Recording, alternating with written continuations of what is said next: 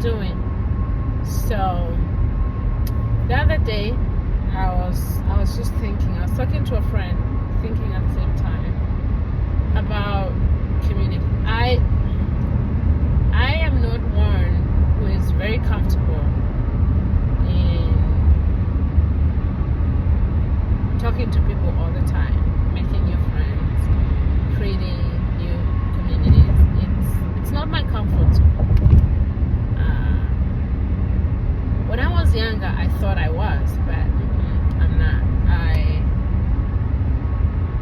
I think maybe it's life, maybe I don't know, but there's a big part of me that thrives in isolation. But that's very short-lived. And as a Christian,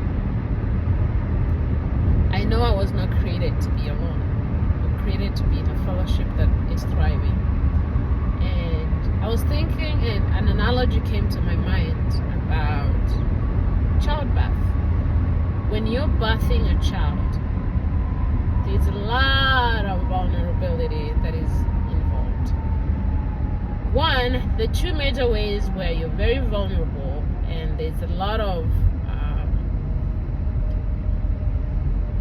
there's no privacy, basically. And if you have a child, I hope I can be right. One, when you're conceiving a child, it requires your body exposure to somebody else. You know what I mean? Number two, when you're going to the hospital or you're going to the midwife to deliver your baby, you're going to expose yourself a lot to people. Some your friends, maybe you've known the midwife for a while, or the nurses or doctors. Even if it's a cesarean section, there's still a level, because if you're doing the spinal anesthesia, you have a part of your body that you cannot control. If you're going for general, then you don't know what's going on with your body. Somebody else has, so to speak, full control of your body. So in the birthing process, there is a lot of exposure. It's an event that is outside of your privacy and comfort zone. And in similar ways, not in all ways, building a thriving community is like childbirth. Building a good community is extremely important for birthing your purpose, for birthing your goals. You can't thrive in isolation. Not in the real sense of thriving. I don't know if I'm going to butcher this saying, but I know there's a saying. I didn't say it, somebody said it, I don't know who did. You can walk faster alone, but you won't be able to be very successful. I don't know how it goes, but it talks something like this. You will be slower when you're working with people, but it will be more purposeful, successful, and you thrive more. And it takes a lot of work to build a good community. It takes a lot of work. But it's necessary. It's mandated. You can't live. The people who are successful in life, they did not do it all by themselves. You need people. You need people. And you have to expose yourself. You have to be vulnerable. They have to be vulnerable themselves.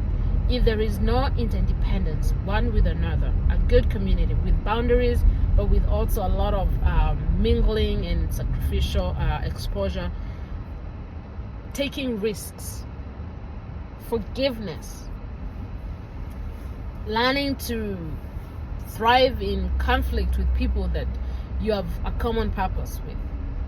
It's extremely important. It's one way also of handling stress. And you might say it comes with a lot of headache, yes. But when the weathering is managed, there's a lot of benefit. And even in the process of the conflicts that come with a good community, there is peace, there is expelling toxins out of our bodies. Because toxins are just not materials. Toxins can be emotions. If you're harboring negative emotions all the time and you don't have somewhere where you can just let them out, and in a good way, in an accepting way, in a challenging way, in a positive, critical way. You're going to struggle. It's going to be extremely difficult, and you can say that you're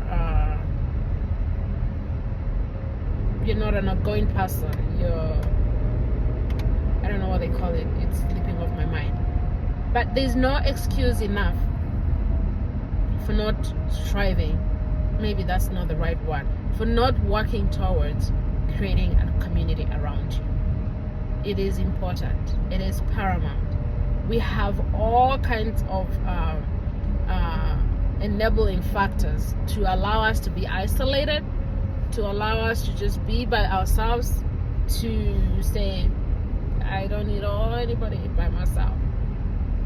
But no, there is need to break that and build a good community.